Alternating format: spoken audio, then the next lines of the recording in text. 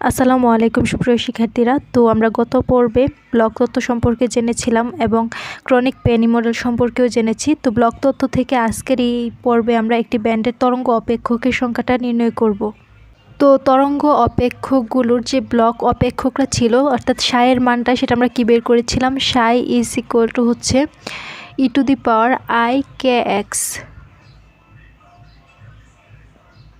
u of x. তো এরকম ছিল। তো সেখানে আমরা সাই অফ এক্স এর মানটা এরকম পেয়েছিলাম। এখন সাই অফ এক্স প্লাস এ এটা কত পেয়েছিলাম, এক্স প্লাস এ হচ্ছে যেখানে এক্স আছে সেখানে এক্স প্লাস এ হবে। তো e⁻i⁴ x plus a u x plus a. আর এই যে ইউ অফ এক্স এই যে মানটা আছে না, এই মানটা কিসের সমান, এই মানটা হচ্ছে ইউ অফ এক্স প্লাস এ সমান। অর্থাৎ পর্যায়বৃত্ত বিভবের ক্ষেত্রে আমরা জানি যে এক্স প্লাস এ দূরত্ব পরপর এক একটা বিভব পাওয়া যায়। তো সেক্ষেত্রে আমরা দেখব যে এই এক্স পরে এক্স প্লাস এ দূরত্বে বিভব সমান হয়ে যাবে, অর্থাৎ u of x equal to u of x plus a. তো এখানে আমরা একটু খেয়াল করি যে একটি ব্যান্ডের তরঙ্গ অপেক্ষকের সংখ্যা বের করতে গেলে আমরা ধরে নিলাম যে ব্যান্ডের যে দৈর্ঘ্যটা সেটা হচ্ছে এল। তো সসীম তরঙ্গ দৈর্ঘ্য বিবেচনা করব। অসীম দৈর্ঘ্যের একমাত্রিক ক্রিস্টালের বেলায় দেখা যায় সুনির্দিষ্ট কতগুলো শক্তির পাল্লায় শক্তির বন্টন অবিচ্ছিন্ন হয়। তো এই ক্ষেত্রে আমরা এখানে সসীম দৈর্ঘ্য এল বিশিষ্ট ক্রিস্টাল বিবেচনা করব। তো এই ক্রিস্টালের যে দৈর্ঘ্যটা সেটা যদি এল বিবেচনা করি তো সেক্ষেত্রে আমরা পর্যায়বৃত্ত সীমান্ত শর্ত ব্যবহার করে আমরা পাবো সাই এর মানটা সাই অফ এক্স প্লাস এ সমান এল সমান হচ্ছে সাই অফ এক্স। তো এখানে আমরা লিখি তাহলে বিষয়টা ভালোভাবে বুঝতে পারবো। তো এখানে আমরা লিখে নিলাম যে সসীম দৈর্ঘ্য এল বিশিষ্ট ক্রিস্টাল বিবেচনা করে এর ব্যান্ড প্রতি তরঙ্গ অপেক্ষকের সংখ্যা এবং একে মান সমূহ নির্ণয় করা যাক। তো পর্যায়বৃত্ত সীমান্ত শর্ত ব্যবহার করে পাই। তো পর্যায়বৃত্ত সীমান্ত শর্তটা হচ্ছে সাই অফ, আমরা আগের যে ব্লস তত্ত্ব প্রমাণ করেছিলাম সেখানে আমরা যে দৈর্ঘ্যটা নিয়েছিলাম সেটা এ দৈর্ঘ্য নিয়েছিলাম। তো এই ক্ষেত্রে আমরা এল দৈর্ঘ্য নিব। তাহলে psi of x plus l is equal to কী হবে, সাই অফ এক্সের সমান হবে, কারণ এটা পর্যায়বৃত্ত বিভবের অধীনে এই তরঙ্গ ফাংশনটা কাজ করে। তো এটাকে আমরা 1 নং সমীকরণ দিব। তরঙ্গ অপেক্ষক গুলো ব্লক অপেক্ষক বলে।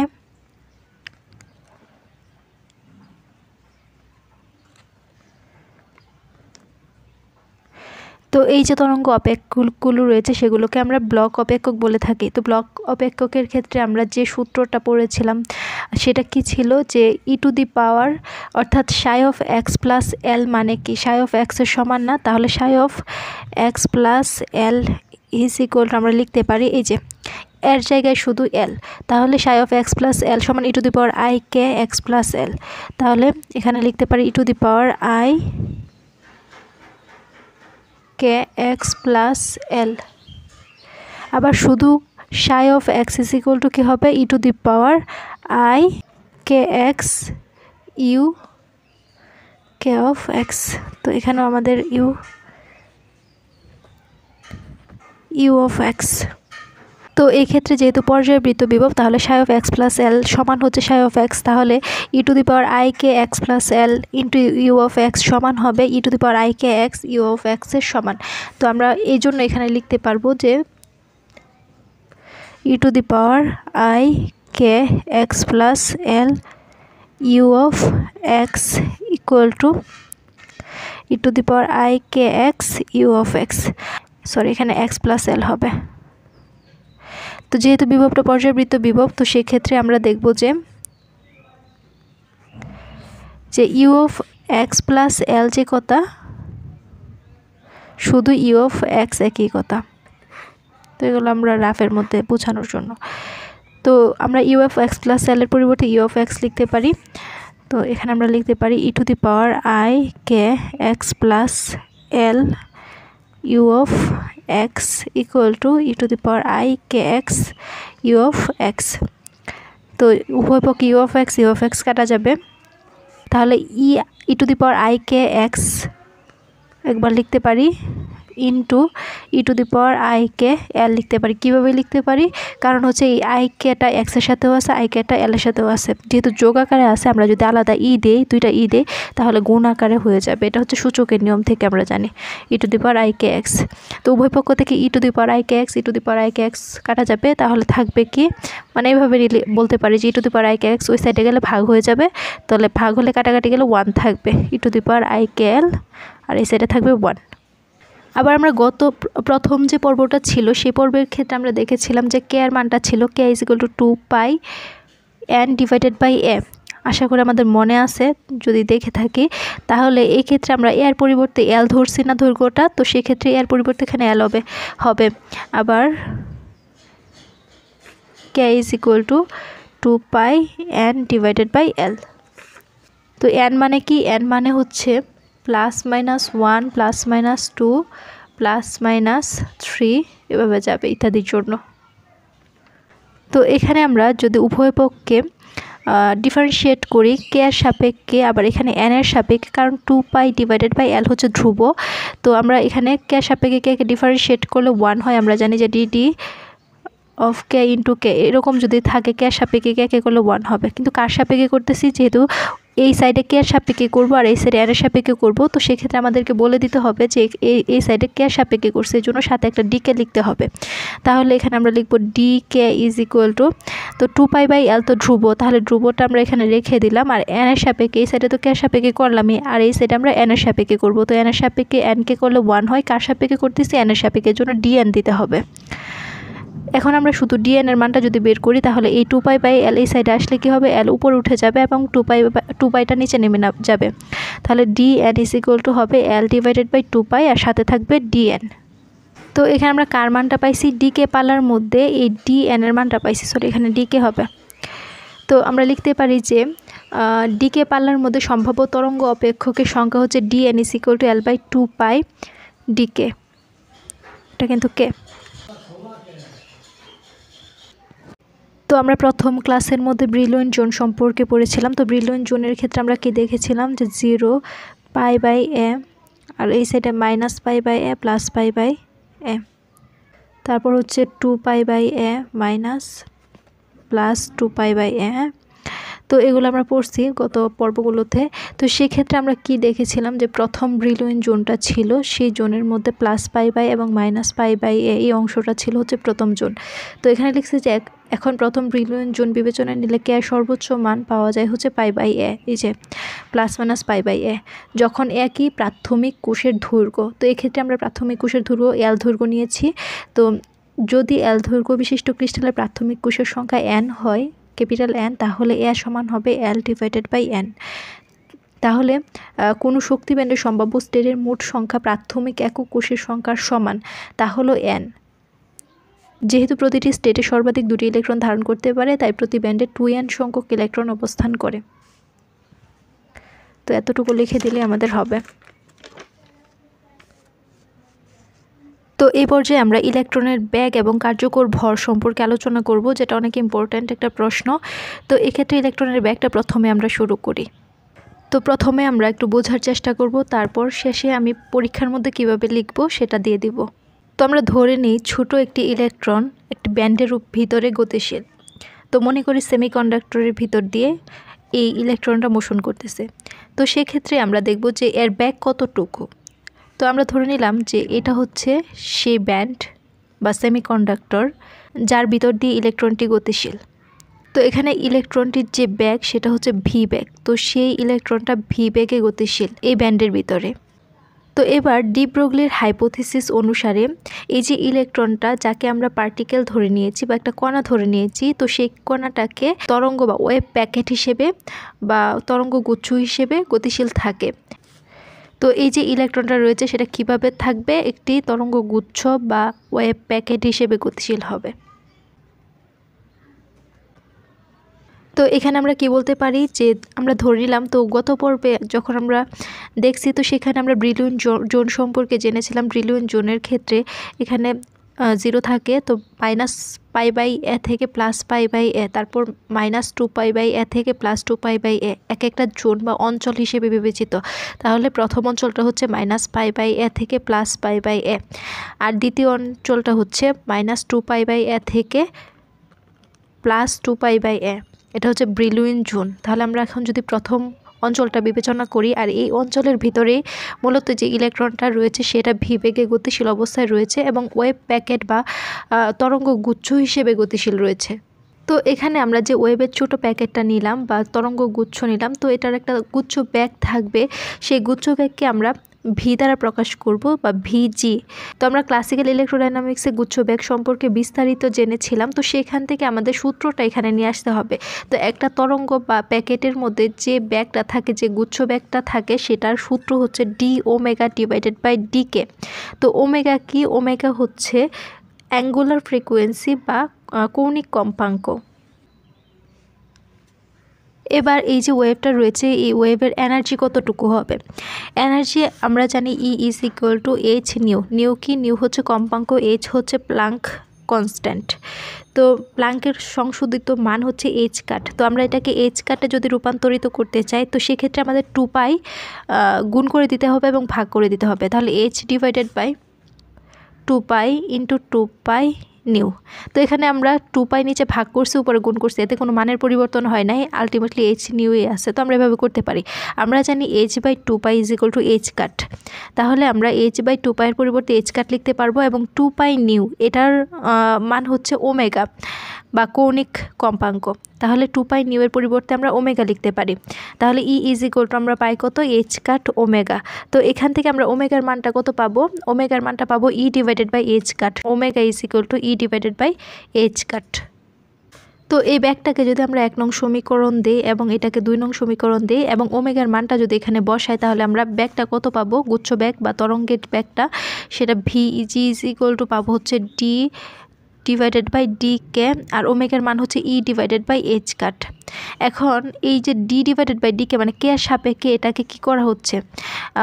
ডিফারেন্সিয়েট করা হচ্ছে। তো এইচ কাট তো ধ্রুব, 1 ডিভাইডেড বাই এইচ কাট ধ্রুব, তাহলে আমরা 1 ডিভাইডেড বাই এইচ কাটটাকে বাইরে রাখতে পারবো, অর্থাৎ ডি ডিভাইডেড বাই ডি কে এর আগে লিখতে পারবো।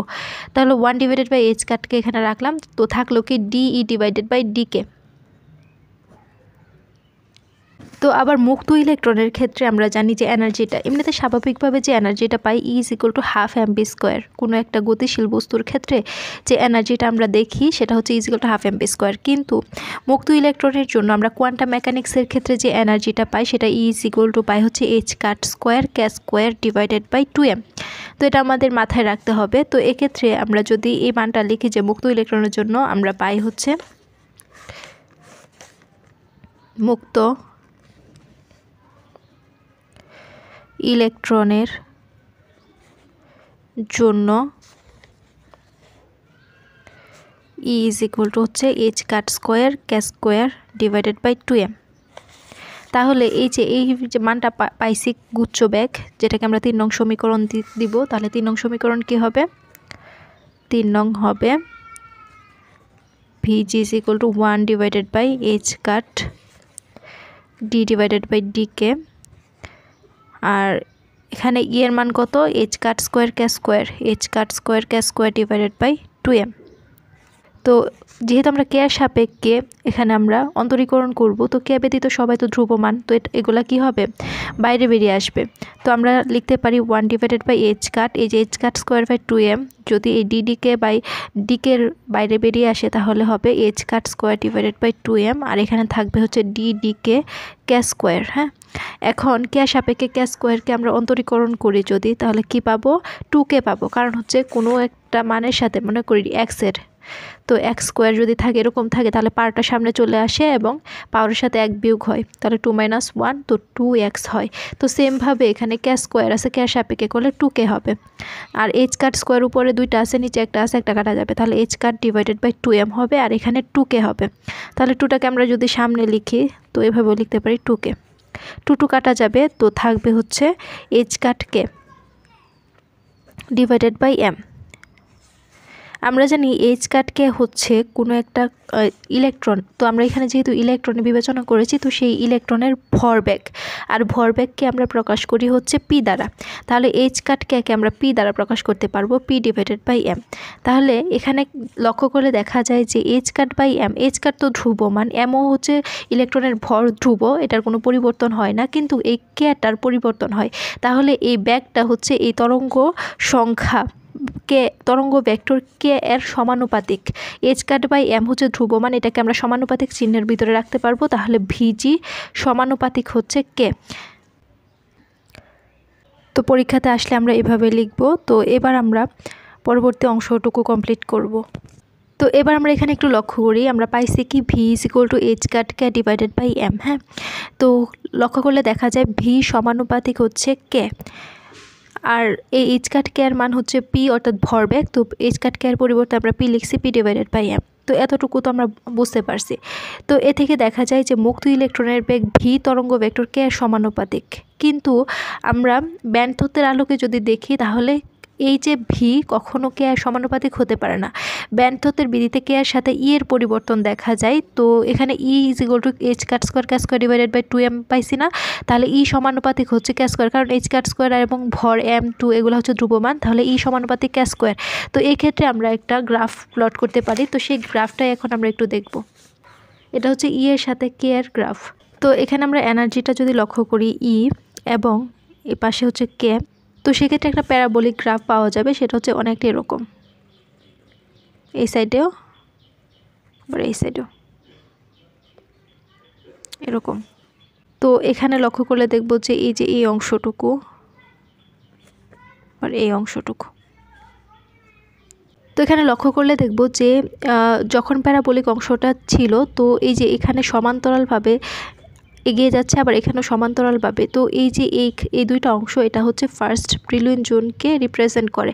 তো ফার্স্ট ব্রিলুইন জোন কি ছিল, একটা হচ্ছে -π/a এবং আরেকটা ছিল +π/a। তো এই অংশটুকু হচ্ছে ফার্স্ট ব্রিলুইন জোনের অংশ, যা মূলত ব্যান্ডকে রিপ্রেজেন্ট করতেছে। তো এবার আমরা একটু লক্ষ্য করি, এখানে আমরা খেয়াল করলে দেখব যে এই যে প্যারাবোলিক পথটা সৃষ্টি হলো সেটা কিসের জন্য সৃষ্টি হয়েছে। আমরা জানি যে ই হচ্ছে, এই এনার্জিটা হচ্ছে কে স্কোয়ারের সমানুপাতিক। কোত্থেকে আমরা পাইছি, এই যে এখান থেকে পাইছি যে এই ইটা হচ্ছে কে স্কোয়ারের সমানুপাতিক। তো এখানে আমরা খেয়াল করলে দেখব যে যেখানে কে বৃদ্ধি পাচ্ছে সেখানে এনার্জি ই চেঞ্জ হচ্ছে। তো এখানে কে এর মান বৃদ্ধি পাচ্ছে, এখানেও এনার্জি চেঞ্জ হবে। তো সেক্ষেত্রে এই যে এই পথটা বা এই অংশটুকু এবং এই অংশটুকু প্যারাবোলিকের, এই অংশটুকু হচ্ছে সমান্তরাল বা সোজা। তো সেই ক্ষেত্রে এটাকে আমরা যদি ধরে নিই যে এটা এম আর এই যে এই অংশটুকুকে যদি এন এবং বি ধরি, তাহলে এম এবং এন বি। আবার এই যে এটা ও পয়েন্ট যদি ধরি, তো এম এবং ও পয়েন্ট এবং এন বি পয়েন্ট, এই অংশগুলোতে ই হচ্ছে ইন্ডিপেন্ডেন্ট কে থেকে, মানে এই জায়গাগুলোতে ই কে এর উপর নির্ভর বা ডিপেন্ড করে না। তো এক্ষেত্রে আমরা লিখতে পারি যে এম ও এবং এন বি এই পোর্শনগুলোতে E is independent from k. তো সেই ক্ষেত্রে আমরা দেখব যে d E divided by d k, এই যে আমরা এখানে পাইছি না d E divided by d k, velocity v d by d k. তো সেক্ষেত্রে ডি বাই ডি কে হচ্ছে 0 হবে। এই যে এই পোর্শনগুলোতে ডি ডিভাইডেড বাই ডি কে হচ্ছে 0, ফলে ওই জায়গাগুলোতে ভ্যালোসিটি বা ভি এর মানটাও 0 হয়ে যাবে। তো এবার আমরা বেগ ভি এবং তরঙ্গ ভেক্টর কে এর গ্রাফটা দেখব। তো এটা কীরকম হবে, তো খেয়াল করলে দেখব যে এই যে ডিকেটা, এই ভেলোসিটি ভি এবং ডিকে একে অপরের সাথে কিভাবে আছে, এরা হচ্ছে ভি ব্যস্তানুপাতিক 1/dk এরকম আছে না। তো সেক্ষেত্রে আমরা যখন পজিটিভ দিক বিবেচনা করব তো আমরা এরকম একটা মান পাবো, এই যে এরকম। এটা হচ্ছে আমাদের ব্রিলুইন জোনের পজিটিভ দিক, যার মান হচ্ছে +π/a। আবার নেগেটিভ দিক বরাবর যখন আমরা দেখব তো সেক্ষেত্রে আমরা সেম অ্যামপ্লিটিউড বা বিস্তারের আরেকটা তরঙ্গ পাবো। তো সেটা হচ্ছে বিপরীত দিকে, অর্থাৎ এরকম। এটা হচ্ছে -π/a ব্রিলুইন জোন।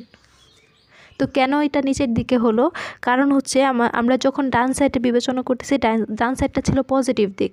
তো পজিটিভ দিক হওয়ায় DE/DK এর পুরো অংশটি হচ্ছে পজিটিভ আসবে। তো সেই ক্ষেত্রে আমরা এই অংশটুকু পজিটিভ দিক বরাবর দিব, এবং যখন আমরা এনার্জি নেগেটিভের দিকে দেখব তো সেক্ষেত্রে DE/DK নেগেটিভ আসবে, মানে হচ্ছে সেম অ্যামপ্লিটিউড আসবে কিন্তু নিচের দিকে। তো আমরা চিত্রের মধ্যে তখন যা যা দেখলাম সেগুলো এখানে মূলত লেখা হয়েছে। তো 4 নং সমীকরণটা কি ছিল, এই যে আমাদের 4 নং সমীকরণ ছিল V = H কাট K / M। তো এখানে দেখা যায় যে V সমানুপাতিক K, যা ব্যান্ড তত্ত্বের আলোকে হয় না, সম্ভব না। তো এই কথাটাই লিখছি যে 4 নং সমীকরণ হতে দেখা যায় মুক্ত ইলেকট্রনের ব্যাগ V তরঙ্গ ভেক্টর K সমানুপাতিক, কিন্তু ব্যান্ড তত্ত্বের আলোকে সাধারণত V সমানুপাতিক K হয় না। তো চিত্র থেকে আমরা দেখতে পাই যে E বনাম K। তো এই চিত্রটার ক্ষেত্রে লক্ষ্য করলে দেখব যে E বনাম K লেখের নতি DE/DK ধ্রুবক নয়। এই যে এখানে 3 নং সমীকরণের ক্ষেত্রে V সমানুপাতিক DE/DK, অর্থাৎ এই DE/DK হচ্ছে ধ্রুবক নয়। তো সেই ক্ষেত্রে আমরা K এর সাথে আমরা দেখব যে এনার্জি ইটা পরিবর্তিত হচ্ছে। এই যে এখানে আমরা যা বলছিলাম যে K এর মানটা যদি বৃদ্ধি পেতে থাকে সেক্ষেত্রে এনার্জিটাও কি হবে, ক্রমে ক্রমে চেঞ্জ হবে। তো এই বক্ররেখা 3 নং সমীকরণ ব্যবহার করে V বনাম K এর লেখ পাওয়া যায়। তো এই বক্ররেখা নির্দেশ করে যে অবস্থানে DE/DK শূন্য পাওয়া যায়, শূন্য, সেই অবস্থানে ইলেকট্রনের ব্যাগও শূন্য। এই যে এখানে আমরা যা বলছিলাম যে DE/DK যদি 0 হয় সেক্ষেত্রে এই অবস্থানগুলোতে ব্যাগের মান ভিও হবে শূন্য। তো এ থেকে আমরা কি দেখতে পাই যে দুইটা তরঙ্গ দেখতে পাই, একটা হচ্ছে উপরের দিক আর একটা হচ্ছে নেগেটিভ দিক বরাবর, এবং এখানে আমরা একটা সেম বিস্তারের তরঙ্গ পেয়ে থাকি। তো এতে দেখা যায় শক্তি ব্যান্ডের শীর্ষে এবং পাদদেশে ইলেকট্রনের ব্যাগ শূন্য হয়। তো আশা করি আমরা ইলেকট্রনের যে ব্যাগ সেই সম্পর্কে বুঝতে পেরেছি। তো এবার আমরা ইলেকট্রনের ভরটা নির্ণয় করার চেষ্টা করব। তো এবার আমরা ইলেকট্রনের কার্যকর ভর বা ইফেক্টিভ মাস অফ ইলেকট্রন সম্পর্কে জানব। তো এটা সমাধান করার পূর্বে আমাদেরকে ইফেক্টিভ মাস বা ইলেকট্রনের কার্যকর ভরটা মূলত কি সে সম্পর্কে একটু জানতে হবে। আমরা পূর্বের লেকচারে ক্রনিক-পেনি মডেল এবং ব্লচ থিওরাম সম্পর্কে জেনেছিলাম। তো সেইখানে আমরা পর্যায়বৃত্ত বিভব সম্পর্কেও জেনেছিলাম। তো সেখানে আমরা দেখেছিলাম যে একটি ক্রিস্টালের ভিতরে যে ইলেকট্রন থাকে তা কনস্ট্যান্ট বা জিরো পটেনশিয়াল নিয়ে মুভ করে না, সেখানে একটা পিরিয়ডিক পটেনশিয়াল কাজ করে। তো সেখানে আমরা যদি লক্ষ্য করি কি ছিল, এরকম ছিল না যে এটা হচ্ছে অ্যাটমের ক্ষেত্রে লক্ষ্য করলে দেখা যায় যে সর্বনিম্ন বিভব থাকে, তারপর এটা সর্বোচ্চ বিভবে যায়, আবার সর্বনিম্ন বিভবে চলে আসে। তো এভাবে করে বিভবটা আমরা পাই। তো ক্রনিক-পেনি মডেল এবং ব্লচ থিওরাম যদি আমরা দেখে থাকি তাহলে এটা বোঝার খুব কঠিন নয়। তো এখানে আমরা যে অ্যাটমটা দেখব সেখানে দেখা যাবে যে এটা হচ্ছে মিনিমাম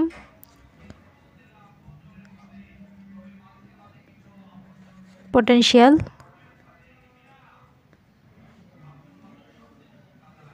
আর এটা হচ্ছে ম্যাক্সিমাম পটেনশিয়াল, আর এই পুরোটা হচ্ছে পিরিয়ডিক পটেনশিয়াল বা পর্যায়বৃত্ত বিভব।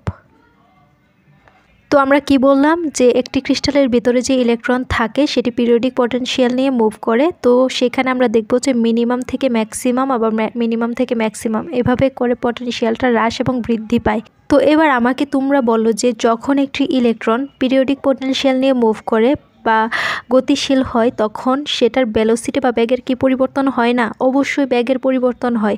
তো এই যে ইলেকট্রনের ব্যাগের যে পরিবর্তন হচ্ছে, তো সেই সাথে সাথে যে ইলেকট্রনের ভরটা রয়েছে সেটারও পরিবর্তন হয়ে যাবে, সেটার কনস্ট্যান্ট থাকবে না। আমরা জানি যে কোনো একটা ইলেকট্রনের যে ভর থাকে সেটা হচ্ছে 9.1 × 10⁻31 কেজি। এটা হচ্ছে ইলেকট্রনের ফিক্সড ভর রেস্ট অবস্থায়। কিন্তু যখন ইলেকট্রনটা গতিশীল হয়ে যায়, তো এখানে ছিল, তো ইলেকট্রনটা এখানে আসলো, তো গতিশীল অবস্থার ক্ষেত্রে পিরিয়ডিক পটেনশিয়াল কাজ করে, ফলে ব্যাগের পরিবর্তন হয় এবং সাথে সাথে এই যে মাসটা রয়েছে সেই মাস বা ভরটা রয়েছে সেই ভরেরও পরিবর্তন ঘটে, সেটার ফিক্সড বা কনস্ট্যান্ট থাকে না। এই ভরটা অনেক কিছুর উপর ডিপেন্ড করে তখন, যেমন ভেলোসিটি বা ব্যাগ, এটি ইলেকট্রন ফিল্ড দ্বারা কতটুকু অ্যাক্সিলারেট গেইন করলো তার উপরে এই ভরটা ডিপেন্ড করে। তো আমরা আলটিমেটলি কি বলতে পারি, যখন একটা ইলেকট্রন স্থির অবস্থায় থাকে সেক্ষেত্রে যে ইলেকট্রনের ভরটা হয় সেই ভরটা হচ্ছে 9.1 × 10⁻31 কেজি। কিন্তু যখন ইলেকট্রনটা গতিশীল হয় তখন সেই ইলেকট্রনটা পিরিয়ডিক পটেনশিয়াল নিয়ে গতিশীল হয় এবং সেক্ষেত্রে তার ভরটা চেঞ্জ হয়ে যায়। তো সেই ভরটা যে চেঞ্জ হয়ে গেল সেই ভরটাকে বলা হয় হচ্ছে ইলেকট্রনের কার্যকর ভর। চেঞ্জিং যে ভরটা রয়েছে সেটাকে বলা হয় কার্যকর ভর বা ইফেক্টিভ মাস। তো আমরা কি বলতে পারি যে রেস্ট অবস্থায় যে ভরটা থাকে রেস্ট অফ ইলেকট্রন সেটা নট ইজ ইকুয়াল টু হচ্ছে mass of electron moving in periodic potential.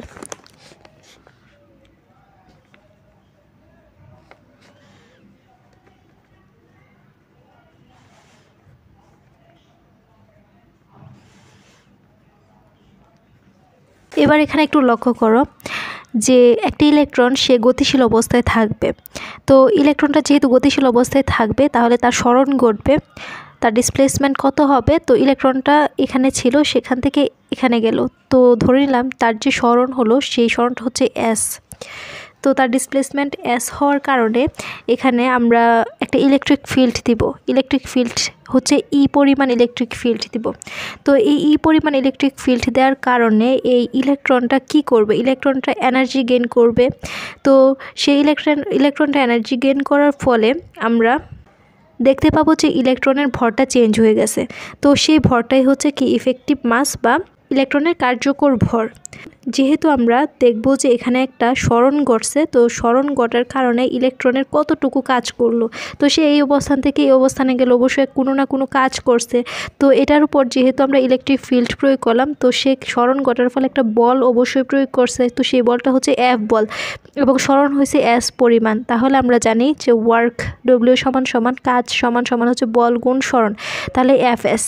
এখন ক্ষুদ্র পরিমাণ সামান্য পরিমাণ যখন কাজ করবে, যেহেতু সামান্য পরিমাণ দূরত্ব অতিক্রম করছে, তাহলে ডি ডব্লিউ ইজ ইকুয়াল টু কী হবে এফ ডিএস। তো এই সূত্রটা তো আমাদের সকলেরই জানা। তো এখানে এফ কি, এফ হচ্ছে ফোর্স এবং ডিএস হচ্ছে ডিসপ্লেসমেন্ট বা সরণ। তো এখানে এফ বল প্রয়োগ করার ফলে যতটুকু ওয়ার্ক বা কাজ করলো সেই কাজটা মূলত স্টোর হবে গিয়ে এনার্জি ফর্মে। তো আমরা এই এনার্জিটাকে কি লিখতে পারি, ডিই, অর্থাৎ আমরা লিখতে পারি যে ডিই সমান হচ্ছে এফ ডিএস। তো এই ডিডব্লিউটা কিসে পরিণত হবে, ডিই ফর্মে অর্থাৎ এনার্জি ফর্মে। তাহলে ডিডব্লিউর পরিবর্তে আমরা ডি লিখতে পারবো, ডি ইজ ইকুয়াল টু হবে F d s according to conservations of energy. এখন ডিসপ্লেসমেন্ট যে ডিএস এটাকে আমরা লিখতে পারি ব্যাগ বা ভেলোসিটি ইনটু টাইম, ব্যাগ ইনটু সময়। তো এই ডিএসকে আমরা কি লিখতে পারি, ব্যাগ ইনটু সময় অর্থাৎ v d t, f v d t, এটা সূত্র। তো এখানে আমরা এই যে ইলেকট্রিক ফিল্ড যেহেতু ই লিখছি, তো সেক্ষেত্রে এনার্জিটা আমরা এই লিখবো যাতে করে আমাদের বুঝতে সুবিধা হয়। এইভাবে এটা লিখবো, এটা হচ্ছে এনার্জি আর এটা হচ্ছে ইলেকট্রিক ফিল্ড। তো এবার আমরা ব্যাগ বের করছিলাম না, তো ওই যে ব্যাগ বের করার ক্ষেত্রে ভি সমান কত পাইছিলাম, 1 divided by h cut DE divided by d k. তাহলে আমরা ভি এর পরিবর্তে লিখতে পারবো 1 divided by h cut d e by d k. তো এখানে আমরা এফটা ঠিক রাখবো আর ভি এর পরিবর্তে লিখবো 1 divided by h cut DE divided by d k আর সাথে হচ্ছে ডিটি। তো উভয় পক্ষ থেকে ডিই কাটা যাবে, তো এখানে থাকবে হচ্ছে f divided by h cut d t by d k. তো ডিকে যদি এই সাইডে আসে তাহলে উপরে উঠে যাবে যেহেতু ভাগাকারে আছে, আর ডিটিটা যেহেতু গুণাকারে আছে এই সাইডে আসলে কি হবে, ভাগ হয়ে যাবে। তাহলে d k divided by d t is equal to F divided by h cut. তো আমরা যখন এখানে একটা ইলেকট্রিক ফিল্ড দিলাম, তো সেক্ষেত্রে আমরা যে বলটা পাবো, এফ এর মানটা পাবো, সেটা হচ্ছে ইলেকট্রনের চার্জ ইনটু হচ্ছে এই ফিল্ড। হ্যাঁ, তাহলে আমরা এফ ইজ ইকুয়াল টু লিখতে পারবো ই ভেক্টর। তো ভেক্টর আকার না লিখে শুধু ই লিখবো। তো এখানে আমরা এফ এর পরিবর্তে লিখবো হচ্ছে d k divided by d t is equal to E divided by h cut. E হচ্ছে আমাদের ইলেকট্রিক ফিল্ড। তো এটাকে আমরা 1 নং সমীকরণ দিব। তো আমরা পরীক্ষার সময় কিভাবে লিখবো অবশ্যই আমি লাস্টে দেখায় দিব। তো আমরা এভাবেই যাব, মূলত মাঝখানে কিছু বাংলা লেখা আছে তো সেগুলো আমি পরে লিখে দিব। তো আমরা শুধুমাত্র এই সলিউশনটা বা ইকুয়েশনগুলো বুঝে নিই। তো বোঝার সুবিধার জন্য আমরা 1 নং সমীকরণটাকে এখানে লিখে নিলাম। এখন আমরা ত্বরণ লিখব। আমরা জানি ত্বরণ ইজ ইকুয়াল টু হচ্ছে ব্যাগ বাই সময়। তো ত্বরণ এ ইজ ইকুয়াল টু হবে হচ্ছে ডিভি ডিভাইডেড বাই ডিটি, অর্থাৎ ব্যাগ বাই সময়কে আমরা ত্বরণ বলতে পারি। তো এবার লক্ষ্য করি আমরা এই যে এই dt আবার v এর মান কত আমরা পাইছিলাম 1/h কাট de/dk। তো আমরা এই v এর মানটা বসাবো। তো এই যে এই v এর জায়গায় যখন আমরা 1/h কাট সরি এখানে k হবে, তো de/dk মানটা বসালাম শুধুমাত্র। তো 1/h কাট হচ্ছে ধ্রুব মান, আমরা এই dt এর আগে লিখতে পারবো। তো এখানে লিখলাম 1/h কাট। তো t এর সাপেক্ষে যখন আমরা এই অংশটুকুকে অন্তরীকরণ করব তখন হবে হচ্ছে d2e/d k স্কোয়ার। কিন্তু এখানে আমরা k স্কোয়ার কেন দিলাম, কারণ হচ্ছে যেহেতু t এর সাপেক্ষে অন্তরীকরণ, কিন্তু আমরা এখানে k স্কোয়ার দিতে পারি না, এই জন্য এই k কে আবার অন্তরীকরণ করতে হবে। তখন আমরা লিখবো হচ্ছে dk/dt।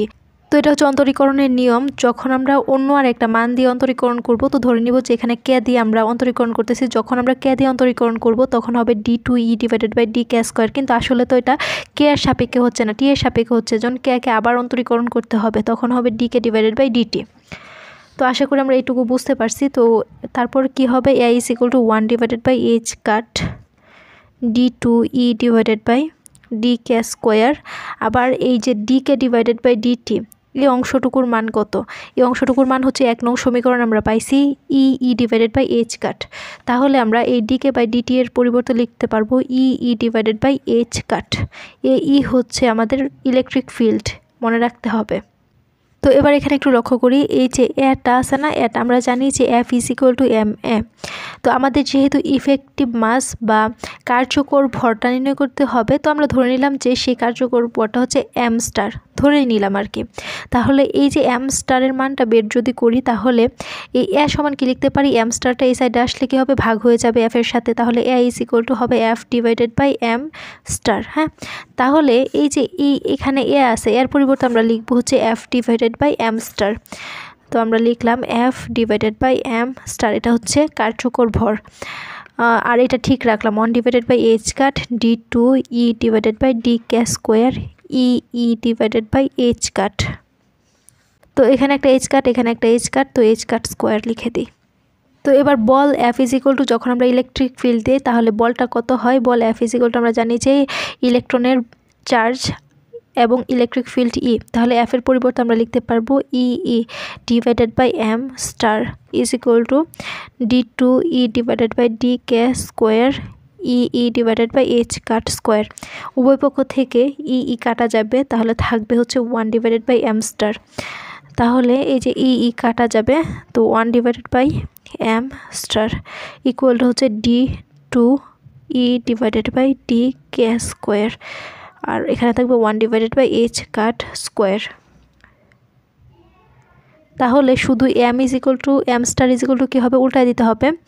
তো এখানে আমরা m স্টার লিখতে পারি h কাট স্কোয়ার উপর উঠে যাবে, আর এটাকে আমরা ভাগ আকারে লিখব, তাহলে হবে d2e/dk স্কোয়ার। তো এই যে m স্টারটা পেলাম, সেই m স্টারটাই হচ্ছে আমাদের কার্যকর ভর। তো এবার আমরা m স্টার অর্থাৎ কার্যকর ভর এবং k এর গ্রাফ অঙ্কন করব।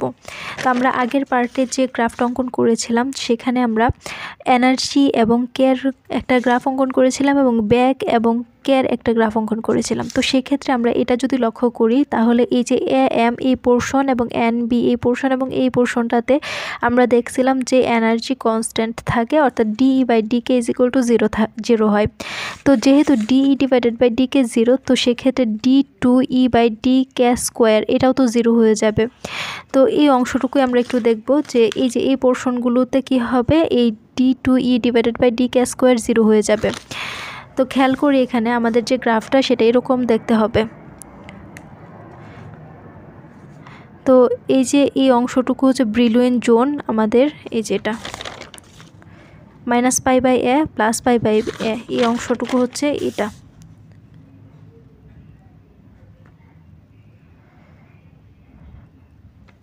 তো যখন এই d2e/dk স্কোয়ার 0 হয়ে যাবে, তো সেক্ষেত্রে এই m স্টারের মান কত হবে, যে এই নিচে যদি 0 হয়ে যায় h কাট স্কোয়ার বাই 0 মানে হচ্ছে ইনফিনিটিকে অ্যাপ্রোচ করবে এই কার্যকর ভর। তো যদি ইনফিনিটি হয়ে যায় তো আমরা এখানে একটা গ্রাফ পাবো, সেটা হচ্ছে দেখতে ঠিক এরকম।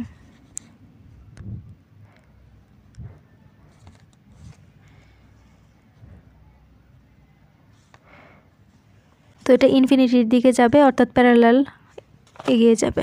আবার আমরা এই পোর্শনটা যদি খেয়াল করি তাহলে আমরা দেখতে পাবো যে এই অংশটুকুতে এনার্জি কের উপর ডিপেন্ড করে, অর্থাৎ এখানে এম স্টার ইনফিনিটিকে অ্যাপ্রোচ করবে না।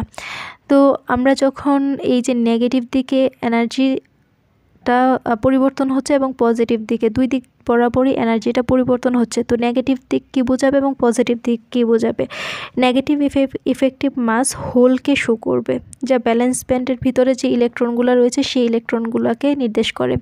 আবার পজিটিভ দিকে যে অংশটুকু রয়েছে বা পজিটিভ ইফেক্টিভ মাস, সেটা শো করবে হচ্ছে কন্ডাকশন ব্যান্ড বোঝাবে, এবং নেগেটিভ দিকে হচ্ছে ব্যালেন্স ব্যান্ড বোঝাবে। তো আমরা এখানে এই কথাগুলো লিখছি যে চিত্রে কে এর সাথে কার্যকর ভরের পরিবর্তন দেখানো হয়েছে। শক্তি ব্যান্ডের নিম্ন অর্ধাংশ হচ্ছে কার্যকর ভরের ধনাত্মক, উপরের অর্ধাংশ হচ্ছে ঋণাত্মক হয়, আর ই বনাম রেখার বক্ররেখা বিন্দুতে কার্যকর ভর অসীম হয়ে যায়। তো এখানে কেন অসীম হয়? কারণ d2e divided by dt square, d2e divided by dk square হচ্ছে 0 হয়ে যায়, এবং m স্টার ইকুয়াল টু হচ্ছে ইনফিনিটিকে অ্যাপ্রোচ করে, এই জন্য এটাকে ইনফিনিটি নির্দেশ করে।